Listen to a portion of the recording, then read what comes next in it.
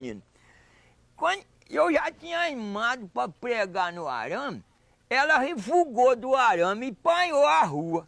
E aí nós enveredou para a rua abaixo ali. Eu pensei lá na rua Goiás, eu nego, eu viro ela, eu apei. Quando eu quis entortar o pescoço dela, ela já tinha atravessado. Mas ainda tem um recurso, é na outra rua e eu viro.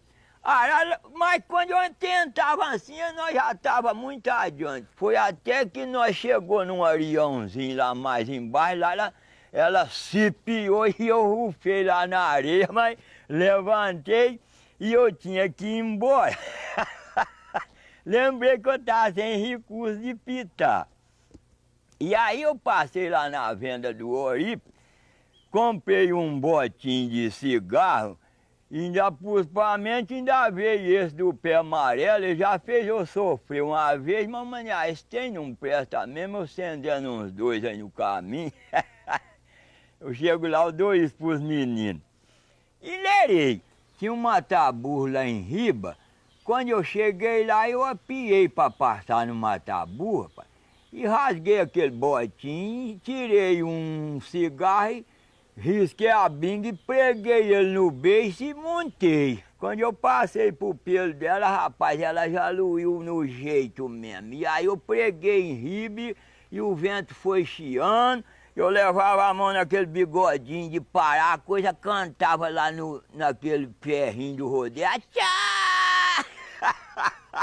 E a cor solou para aquela descambada abaixo.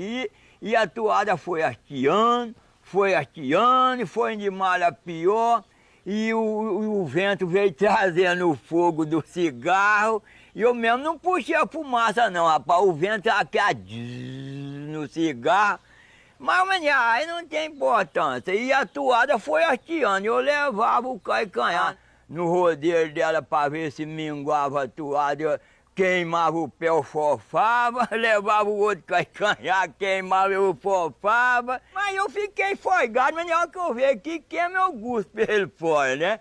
Pensando que ele saía, rapaz, e eu deixei o trem ficar meio apertado.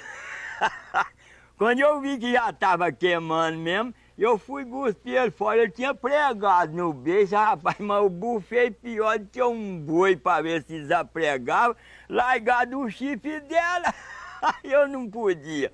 Aí eu lembrei do santo, rapaz, para ver se ele dava um recurso, me dar um tombo lá para me desocupar a mão, e ele ajudou, rapaz, que eu topei um buraco assim perto, e eu levei lá e nós passou por riba do pescoço lá. Quando eu fui tirar ele, tava só a cinza dele, até na gengibre.